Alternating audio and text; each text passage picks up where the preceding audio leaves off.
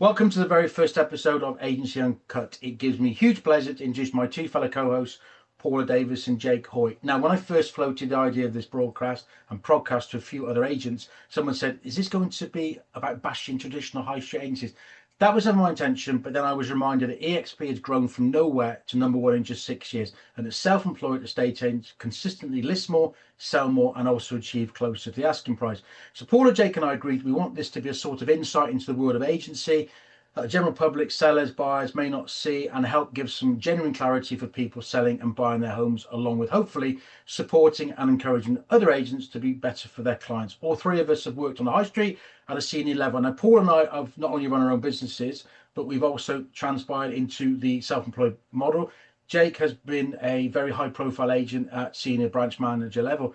So I'm not going to be sorry if it does occasionally feel like we're challenging the old ways. What I would be sorry about is if listeners don't engage with what we're doing, don't understand the challenges we face, or don't see the changes we're trying to make to improve the moving experience, which you will see are pretty clear. And hopefully we have a few laughs along the way. Join us every fortnight as we explore the good, the bad, and everything in between, an industry we're all very passionate about and proud to be part of. Now, through the door, I'd like to introduce my colleague, Paula. Now, Paula, what made you move to this model, and let us know any recent successes that made it clear the move was right? Hi, Carl. Hi, Jake.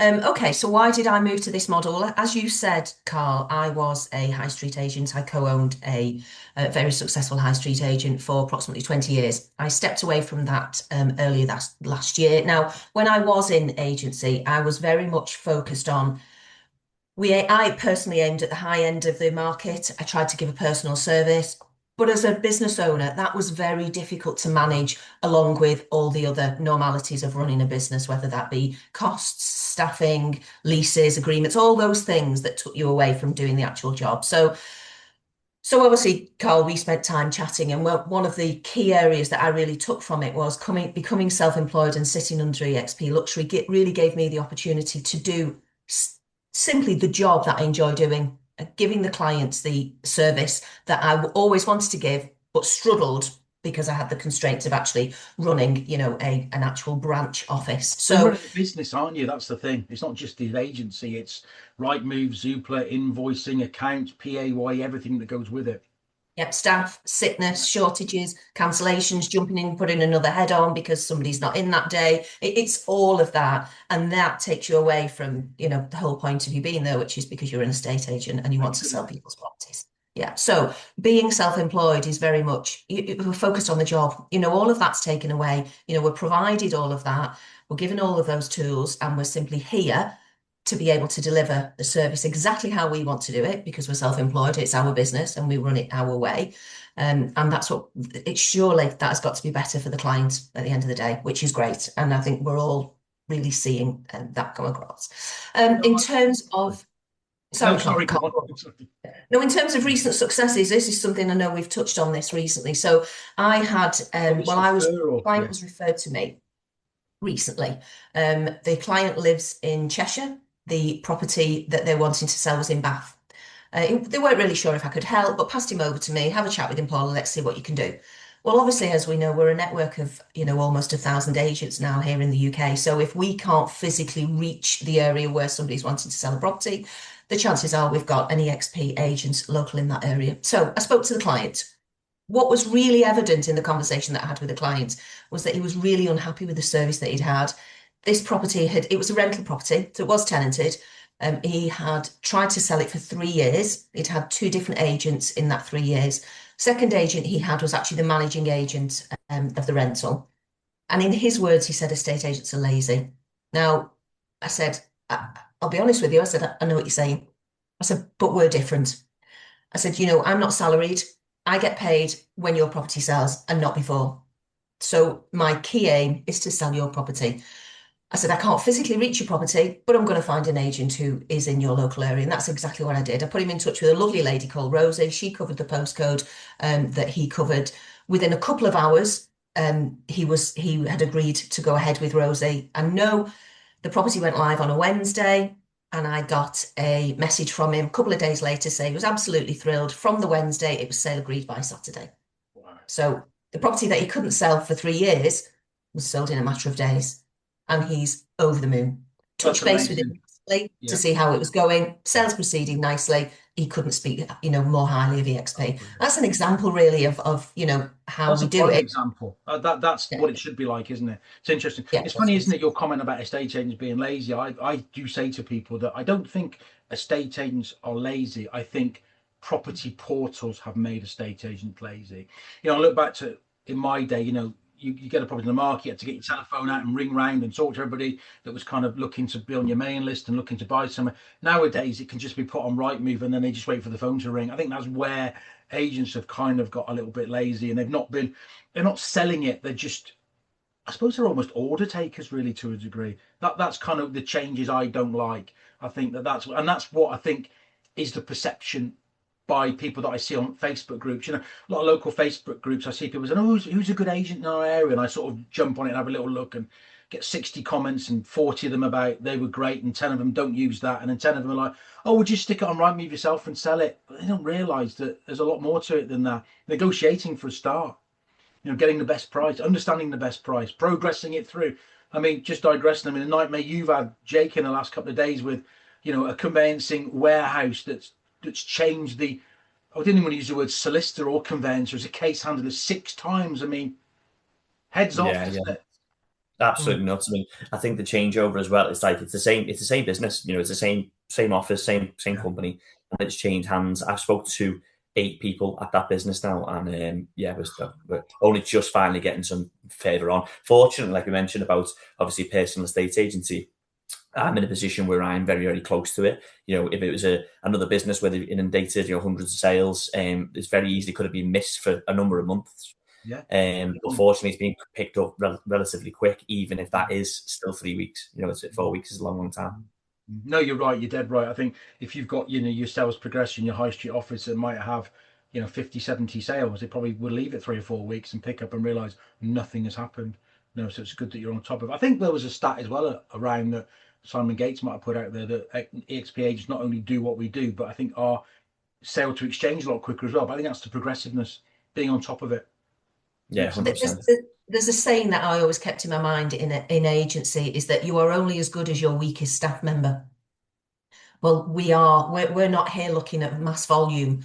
We're looking at taking on an amount that we want to take on and that we can manage and we can give the service correctly. So we are the only staff member. Yeah. I think about the quality side as well. If you think you've got an experienced agent who's obviously knows what they're doing and in every element of the business, not just answering the phone, negotiating, booking viewings and things like that, but literally running the business, and making sure that they give the clients the best experience from start to finish. They know the sale inside out, everything like that. So really, you've got a personal estate agent that knows everything inside out and is on the end of the phone. I think you mentioned it to me yesterday, actually, Paula, funny enough, when we were driving back from Wales, and you said to me, at the end of the day, how can some of these people in these offices deal with inquiries and deal with, progressing sales or answering questions when they've never even bought or sold a house? I never really thought of it like that. You think, well, they've had training, but, there's training and there's having gone through it yourself. It makes a massive difference. I think when you look at estate agents, probably the successful ones are the ones that are, I won't say older, but experienced in life, not just in selling property. You absolutely need life experience as a bare minimum. And then certainly, as we said yesterday, you have to have bought and sold yourself. You have to have been on that side of it and understand what comes at you on a daily basis. Definitely. To be able to work in the industry. I think at the very least as well, Paul, to carry on completely what you just said there, is even if you haven't moved or bought or sold those property, it's being extremely engaged with the clients and being along for the journey. And if you are there and you're along for every single step of the way, a lot closer to it and feel like you physically experience it yourself, then that makes you better as an agent ultimately, doesn't it?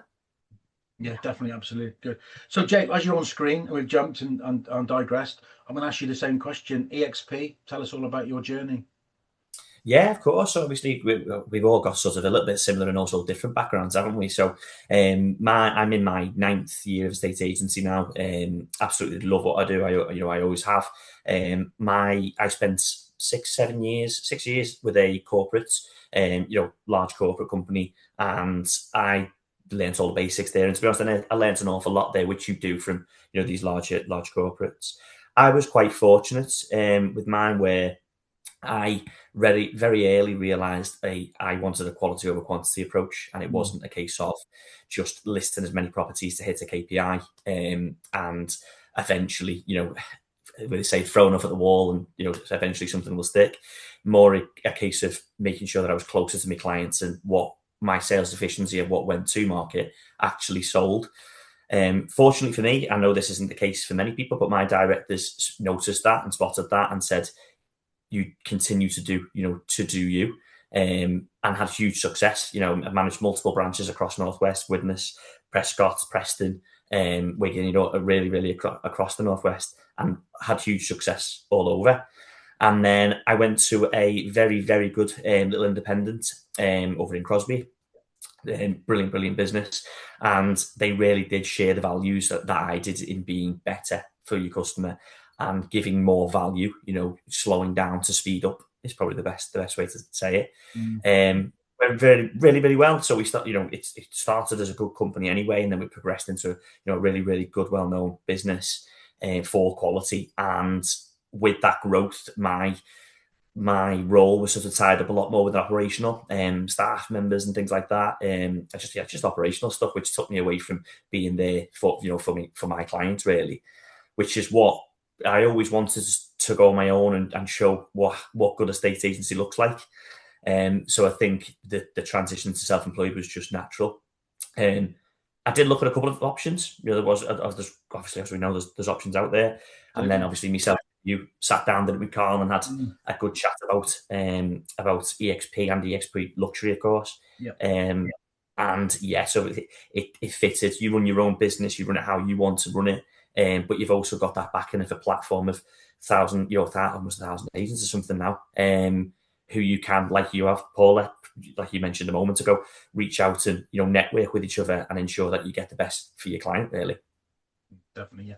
And I think that the most important thing to bear in mind with the self-employed models is that there is a good choice out there. I mean, and there are, obviously we're biased that we are the best, but there's some of the models that maybe suit different people. But I think the important thing is it allows good estate agents to continue to be good estate agents. And I think it strips away, you start off as a good estate agent, you become a good estate agent, then you set up your own business, and that's when you no longer are a good estate agent. You become a business person. And I remember when I set up mine back in the 90s, and I was doing all the valuations, like 8-10 a day, and I loved it. I was out there, and then got a few staff on board, and then I sort of took a step back, and our listings dropped and our conversions dropped, and now I'm running a business, and I don't want to be running the business. I want to be selling houses, but I can't do both because I want to grow. And you just, it's a nightmare. And this is the fantastic thing about EXP, is that it's Jake Hoy, EXP personal estate agent, and everything else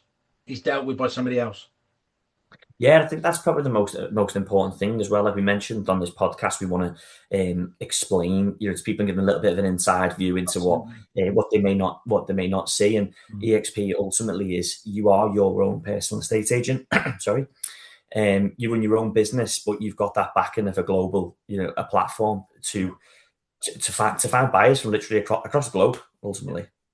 Oh no, I've had some, I think I mentioned before, I had an inquiry from somebody. So I see your videos, can you sell my house? I said, you're in America, Michael. I said, no, it's not America, it's New Zealand. I'm like, God, one end of a spectrum to the other. But that's the thing, it's global exposure, isn't it? And that's massive in luxury. So we were talking about this conveyancing issue you've got, but let's take a step back and tell me about that listing, because there's a massive story about your success on that. And I love this story, and I've told this to so many people the last few weeks about how this just, it highlights, if you do something properly, you will be rewarded.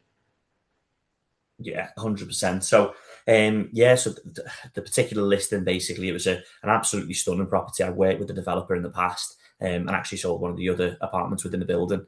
Amazing, grade 2, stunning building. And I left the previous business that I was working at. The property went on the market with another agent, another local, very, very well known agent as well. And it was on the market for 8 months. Unfortunately, it didn't sell, which I couldn't understand. I then reached out to the developer, had a bit of a chat with them, and said, "Yeah, let's, Jake, can you look after it for us?" We put a big spin on it, which we've obviously discussed. Yeah, the video marketing wise. Yeah, it's a case of doing things properly, isn't it? And that we really showcase that home for the stunning build and stunning home it is. And that went on the market at 11 o'clock on Monday morning, and by the Monday afternoon, I had 4 viewings booked in. By Tuesday, I had 2 viewings gone ahead. By Wednesday, I had 2 offers and 4 backup buyers, and it was sold subject to contract in 4 days. Seller, again, really happy, but at the same time, he said, he actually said, forgive me for thinking this, but when you think, oh, it's just another estate agent. You know what? I was just going to come on to this. I'm just going to use the example with Paula. You've got 2 sets of people there that ultimately are in a situation where the success that you've had and the success that 𝗏𝗏 has had has actually made the industry look worse, not better, because of the previous experience those people have had. And it's annoying, but it's just the way it is. It's weird, isn't it? Yeah, it is. And obviously that home in particular is that it's sold within those 4 days. Obviously, it's going through at the moment, and there is still 4 backup buyers as well, which obviously makes you question how is it not sold? But we did mention, we spoke about it when it initially sold. I did have a couple of people reach out to me who to view the property after it was sold, who said that they did get in touch with the previous agent to view it, but they couldn't do the viewings at their times, and then they didn't have keys, and then. But I think it might just be a case of volume, that there's too much volume, so you can't stay close to it. I mean, I'm saying that as I hope that's the case, because if it isn't, then it's just a case of then how come it didn't sell? No, there's been some very successful EXP agents that I've watched over the years that basically they list one open house, sell it, list another one open house, sell it, and they've kind of only got 2 or 3 available, but they've got 30 sales going through, because they focus on that one property, have an open house, get everybody in, they work all the viewings, and they do a very good job, and then they pick the best buyer in, and they get it into legals, and they move on to the next one. If you've got the exposure and the presentation in the first place, there's no reason why you can't do that. Definitely. I mean, look, the luxury premium market, it is slightly different, and obviously your price point's a bit different, but certainly, for your mainstream property, there's no reason why you can't do that. So let me tell you about myself. I've been an agent for 35 years. I've kind of worked in all environments, independent, worked for somebody for 10 offices, and I went to a nationwide and Cornerstone, which, that just was a strange time. Went back to the independent, then set up myself. I had 6 offices, moved overseas, worked in Spain, worked in Dubai, and now I'm kind of back here. So I've kind of done all different options, really. But I think that knowing that I haven't got to sit there every day and worry about all the other things, and I can just do what I want, which is list houses, do viewings, sell them, and move on to the next one. It's just a breath of fresh air. It really is. Definitely. It simply allows you to do the job, which is what we all stepped into the industry to do, is to do the job. Definitely. Without any constraints of anything else that's around us.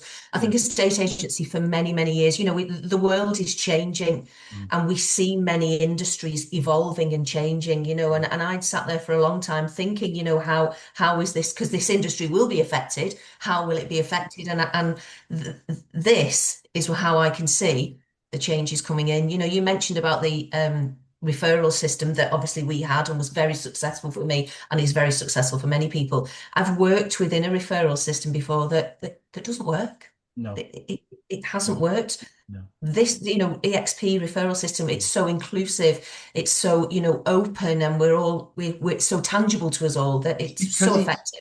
It's because it's worthwhile for the referrer.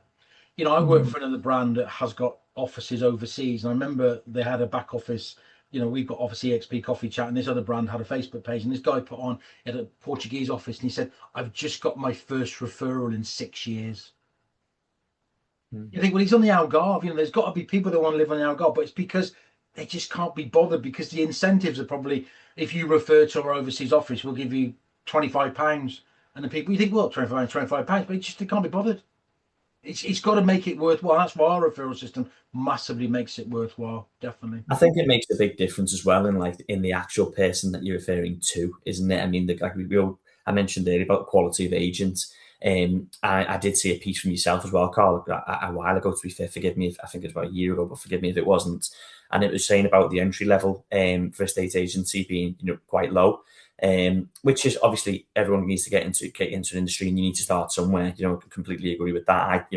I was fortunate that I started back in 2016, 2017, and I am where I am now. But and with other agencies, there's a lot of sort of people low entry level, getting started on it. Whereas with ourselves, you're referring to someone who's probably been in the game quite a long time, or is ultimately very, very good at what they do, and they genuinely care about delivering a result and selling houses ultimately, actually delivering on what they said they're going to do. Definitely. Right, thank you guys. We'll obviously crack on every 2 weeks. I'm glad we got the first one done. Got a little bit of a mishap last week when we tried. Good to see you both. And obviously we've got our agents boardroom tomorrow night, which will be fun. There's quite a few going. I know you're still worrying about your outfit, Jake, but I'm sure you'll all be sorted for tomorrow. So I will look forward to seeing you both tomorrow night. See you tomorrow. Tomorrow.